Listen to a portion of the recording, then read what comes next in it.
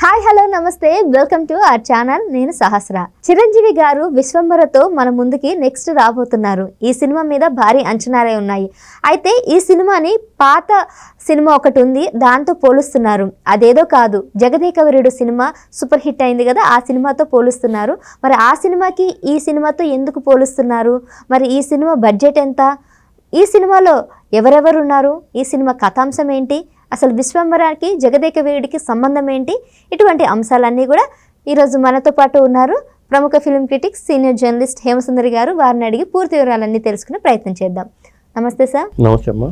Sir, విశ్వంబరకి జగదేక వీరుడికి సంబంధం ఏంటి? మధ్యలో ఈ సినిమాతో ఎందుకు పోలుస్తున్నారు? అంటే సంబంధం లేదు, సోషియో ఫాంటసీ అనేది ఒకటే సంబంధం. ఎందుకంటే మనకి జగదేక వీరుడు అతిలోక సుందరి, జగదేక వీరుడు కాదు, జగదేక వీరుడు అతిలోక సుందరి శ్రీదేవిగా యాక్ట్ చేశారు. ఆ సినిమాకి సీక్వెల్ అనే ప్రచారం సాగడంతో మనం దాన్ని కంపేర్ చేయాల్సి వస్తుంది. అంతే, ఆ ఒక్క చిన్న సంబంధమే తప్ప ఇంకేం లేదు. ఇక్కడ కంపారిజన్ చేసుకోవాలంటే సోషియో ఫాంటసీ కథాంశం అంటే దీంట్లో 70 ఏళ్ల వృద్ధ గెటప్లో కూడా చిరంజీవి గారు కనిపిస్తారని చెప్తున్నారు విశ్వంబరలో. ఇది జనవరి 10కి రిలీజ్ కాబోతుంది. అంటే దీని బడ్జెట్కి జగదేక వీరుడు బడ్జెట్కి కూడా పొందడం లేదు. అది అప్పట్లో పెద్ద బడ్జెట్ సినిమానే. జనవరి 10 అంటే నెక్స్ట్ ఇయర్ ఓకే, జనవరి 10కి రిలీజ్ అనుకుంటున్నారు. అంటే ఇక్కడ జగదేక వీరుడికి దీనికి కొన్ని పోలికల పరంగా చెప్తాను నేను. జగదేక వీరుడి సినిమాకి అయిన ఖర్చు 3 కోట్లు అంటారు, ఈ సినిమాకి అయ్యే ఖర్చు 300 కోట్లు. కాబట్టి చాలా వేరియేషన్ ఉంది. జగదేక వీరుడి సినిమాకి చిరంజీవి గారు తీసుకున్న రెమ్యునరేషన్ 50 లక్షలు అని చెప్తూ ఉంటారు. ఈ సినిమాకి చిరంజీవి గారు తీసుకున్న రెమ్యునరేషన్ 100 కోట్లు అంటున్నారు. కొంతేమో రెమ్యునరేషన్ పరంగా, కొంత రైట్స్ పరంగా నైజాం రైట్స్ లేకపోతే ఇంకో రైట్స్ తీసుకుంటారు అని 100 కోట్ల రెమ్యునరేషన్ అంటున్నారు. ఎక్కడ 50 లక్షలు, ఎక్కడ 100 కోట్లు. అలాగే ఇంకో విషయం ఏంటంటే జగదేక వీరుడు అతిలోక సుందరి సినిమాకి చిరంజీవి గారి కన్నా విలన్కి ఎక్కువ రెమ్యునరేషన్ ఇచ్చారట. నిజమా సార్? చిరంజీవి గారికి 50 లక్షలు అయితే విలన్గా చేసిన అమరీష్ పురికి 70 లక్షలు ఇచ్చారట. అప్పట్లో అది ఎక్కువ ప్రచారం జరిగింది కాబట్టి అక్కడ ఆ పోలిక ఉంటుంది. ఇక అది వైజయంతి బ్యానర్, దానికి సంబంధం ఇదేమో, ఇది ఆ బ్యానర్ సంబంధం లేదు. ఒలిడి మహేష్ యంగ్ డైరెక్టర్ దీనికి, దానికి ఏమో మన దర్శకేంద్రుడు రాఘవేంద్ర గారు మాయాజాలం అదంతా. మరి ఇక ఈ రెండింటికి కంపారిజన్ చూసుకుంటే అది. ఇక ఈ సినిమా బడ్జెట్ విషయానికి వచ్చేసరికి మరి దీంట్లో త్రిష హీరోయిన్ అని చెప్తున్నారు, అలాగే ఓరవశి రౌతేనా ఉందంటున్నారు, ఇంకా రకరకాల కనిపిస్తున్నాయి. అంటే చిరంజీవి గారు ఎన్ని గెటప్లో కనిపిస్తారు, అసలు ఆయన పాత్ర ఏంటి, ఇలాంటివి మనకేమీ తెలియదు. షూటింగ్ అయితే చాలా ఫాస్ట్గా చేస్తున్నారు, మళ్ళీ జనవరి 10కి రిలీజ్ కావాలి కాబట్టి మరి ఆ టైంకి ఇది అవుతుందా లేదా అనేది, ఒక యంగ్ డైరెక్టరు అంత ఫాస్ట్గా చేయగలడా లేదా, ఇలాంటి సందేహాలన్నీ ఉంటాయి. మరి దీంట్లో మరి ఒక పవర్ఫుల్ విలన్ ఉండాలి.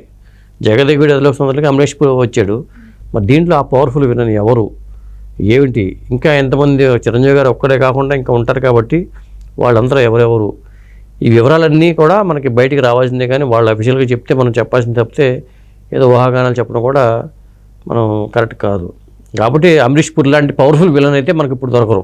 అది ఎవరు ఒప్పుకుని తీరాల్సిందే, అవునన్నా కాదన్నా ఒప్పుకుని తీరాల్సిందే. అంత పవర్ఫుల్ విలను అసలు నాకు తెలిసి అమరీష్ పురి తర్వాత బాలీవుడ్కి కూడా లేడు. ఎందుకంటే బాలీవుడ్లో కూడా ఆయన పవర్ఫుల్ విలనే. అప్పట్లో ఆయన పవర్ఫుల్ విలన్ కావాలంటే అమరీష్ పురిని తెచ్చేవాళ్ళు తెలుగులోకి కావాలంటే. అట్లా కొన్ని సినిమాలు, చాలా సినిమాలు చేశాడు. ఇప్పుడు బాలీవుడ్లో కూడా అంత పవర్ఫుల్, మేజర్ చంద్రకాంత్ లో కూడా పవర్ఫుల్ విలన్ ఆయన తీసుకురావడం జరిగింది. ఆయన్ని తీసుకొస్తారు, పవర్ఫుల్ విలన్ కావాలనుకున్నప్పుడు అమరీష్ పురిని తీసుకొచ్చేవాళ్ళు. ఇప్పుడు లేరు, ఖచ్చితంగా ఎవరైనా ఒప్పుకుని తీరాల్సిందే. బాలీవుడ్ కూడా దొరకట్లా అంత పవర్ఫుల్ విలన్ అనే వ్యక్తి. అంటే ప్రాణ్ వీళ్ళు ఉండేవాళ్ళు, కానీ అమరీష్ పురి హవా వేరు. ఆ టైంలో ప్రాణ్ కూడా చేసి మంచి మంచి పాత్రలు, చాలా పవర్ఫుల్ పాత్రలు చేశాడు. ఆయన ప్రాణ్కి రీప్లేస్మెంట్గా మనం కైకాల సత్యనారాయణ గారు అనుకుంటాం, కానీ అమరీష్ పురికి రీప్లేస్మెంట్ మనం చెప్పలేము ఇట్లా. కాబట్టి అమరీష్ పురి అని ఆ తరహా విలన్ మరి ఎవరిని తీసుకొస్తారో తెలియదు. కానీ మొత్తానికి విశ్వంబర అయితే ఒక పెద్ద ప్రాజెక్ట్ అని చెప్పాల్సి వస్తుంది. మరి అది ఏ తరహాలో వెళ్తుంది, చిరంజీవి గారికి ఎన్ని గెటప్లు ఉంటాయి, 70 ఏళ్ళ వృద్ధ గెటప్ అంటే మరి యంగ్ గెటప్ కూడా ఉండాలి, లేదా ఈ పాత్ర అలా మారుతుందా, దీంట్లో కూడా టైం ట్రావెల్ కథాంశం ఏమైనా మేళవించారా? ఎందుకంటే బింబిసారాకి టైం ట్రావెల్తోనే కొంత ముడి పెట్టుకున్నారు కాబట్టి దీంట్లో కూడా కొంత టైం ట్రావెల్ అనేది పెట్టారంటున్నారు. కాబట్టి అలా కాలంలో ప్రయాణం చేసిన గెటప్లో చిరంజీవి గారు కనిపించవచ్చు, అదే పాత్ర మళ్ళీ యంగ్గా రావచ్చు, చెప్పలేము మనం.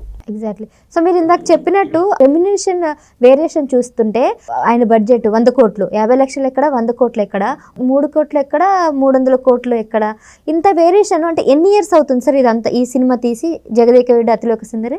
నాకు తెలిసి ఒక 30 ఏళ్ళు అవుతుందేమో, నేను చూడాలి, నాకు గుర్తులేదు. అంటే అప్పట్లో మరి అదే పెద్ద బడ్జెట్, 3 కోట్ల బడ్జెట్ అంటే 15 కోట్లు వసూలు చేసింది అది. అంటే ఎంత పెద్ద హిట్, 15 కోట్లు వచ్చినాయి అంటే పెద్ద హిట్ కదా. అవును. మరి 300 కోట్ల సినిమా మరి మరి 1500 కోట్లు వసూలు చేయాలి. ఈ లెక్కనైతే ఈ లెక్కనైతే ఇలాంటి లెక్కలన్నీ ఉంటాయి కదా. అవును. కాబట్టి అప్పుడు బడ్జెట్ అది. ఇప్పుడు సినిమాలు అప్పుడు చాలా ఫాస్ట్గా చేసేవాళ్ళు, ఇప్పుడు అంత ఫాస్ట్గా చేయలేరు కూడా, అది అసాధ్యం. ఎందుకు సార్ అంటే మీరు చూసుంటారు కదా, మరి అప్పుడు అంత త్వరగా చేసిన వాళ్ళు ఇప్పుడు టెక్నాలజీ అన్నీ ఉన్నా కూడా ఎందుకు అంత ఫాస్ట్గా చేయలేకపోతున్నారు? దానికి రకరకాల కారణాలు, అది మనం ఇంకో డిస్కషన్లో పెట్టుకుందాం. ఈ సినిమా డిస్కషన్ అది కరెక్ట్ కాదు. ఎందుకు చేయలేకపోతున్నారంటే డిజిటల్ కెమెరాలు వచ్చిన తర్వాత డిలీట్ చేసుకోవడం, మళ్ళీ రీషూట్లు చేసుకోవడం, మానిటర్ చూసుకోవడం, ఇవి ఎక్కువైపోయింది. అప్పుడు ఫిల్మ్ ఏంటంటే ఫిల్మ్ వేస్టేజ్ మీద చాలా ఫోకస్ పెట్టేవాళ్ళు. చిన్న ఫిల్మ్ వేస్టేజ్ కాకూడదు అనుకునేవాళ్ళు. చాలా కాస్ట్ అయ్యేది అది. చేసేటప్పుడు పక్కాగా చేసుకునేవాళ్ళు, పక్కా స్క్రిప్ట్ వెళ్ళేవాళ్ళు, చేసుకునేవాళ్ళు. అందువల్ల అట్లా అయ్యేది. తక్కువ షూటింగ్ డేస్లోనే కంప్లీట్ చేసుకునేవాళ్ళు. నిర్మాత మీద భారం పడేది కాదు. ఈ డిజిటల్ వచ్చాక నిర్మాత మీద భారం పడుతుంది. అదంతా ప్రత్యేకమైన టాపిక్, ఇంకోసారి చెప్పుకుందాం. ఇప్పుడు మనం విశ్వంబర వచ్చేసరికి అది దానికి అప్పుడు కారణం అది, ఇప్పుడు కారణం ఇది. కాకపోతే చిరంజీవి గారి సినిమాల్లో హైయెస్ట్ బడ్జెట్ సినిమాగా మనం విశ్వంబరని చెప్పుకోవచ్చు. ఎందుకంటే ఆయన బడ్జెట్ పరంగా కూడా, ఆయన రెమ్యునరేషన్ పరంగా కూడా 60 నుంచి 70 కోట్లు తీసుకుంటారు అంతకుముందు. ఇప్పుడు 100 కోట్లు అంటున్నారు. నిజానిజాలు ఎలా ఉన్నా దాదాపు ఇంచుమించు ఆయన బడ్జెట్ అలాగే ఉంటుంది, ఆయన రెమ్యునరేషన్ అలాగే ఉంటుంది. ఇక సినిమా ఆయన బడ్జెట్ అలా ఉన్నప్పుడు ఖచ్చితంగా ఇతర నటీనటుల రెమ్యునరేషన్ ఇంకో 100 కోట్లు ఉంటుంది, మేకింగ్ ఖర్చు ఇంకో 100 కోట్లు ఉంటుంది. ఖచ్చితంగా 300 కోట్లు ఈ సినిమాకి ఖర్చు అవుతుంది. ఈ 300 కోట్లు పెట్టారు కాబట్టి దీనికి టైం కూడా అలాగే పట్టాలి. మరి చాలా ఫాస్ట్గా చేస్తున్నట్లు లెక్క. వశిష్ఠ అయితే జనవరి 10 ఈ సినిమా రిలీజ్ చేసేటైతే అతను సక్సెస్ అయినట్లు లెక్క. సో ఇదండి. సో జనవరి 10వ తారీఖున ఈ సినిమా మన ముందుకు రాబోతుంది. ఇంకా ఒక నియర్లీ 9 months మనకి టైం ఉంది. ఈ 9 monthsలో కూడా వీళ్ళు ఎగ్జాక్ట్గా ఎవరు ప్యాడింగ్ అనేది మనకు తెలియదు. ఇంకొన్ని రోజులు అయితే ఎవరెవరు నటిస్తున్నారు ఏంటి అనేది కూడా మనకి పూర్తిగా తెలుస్తుంది.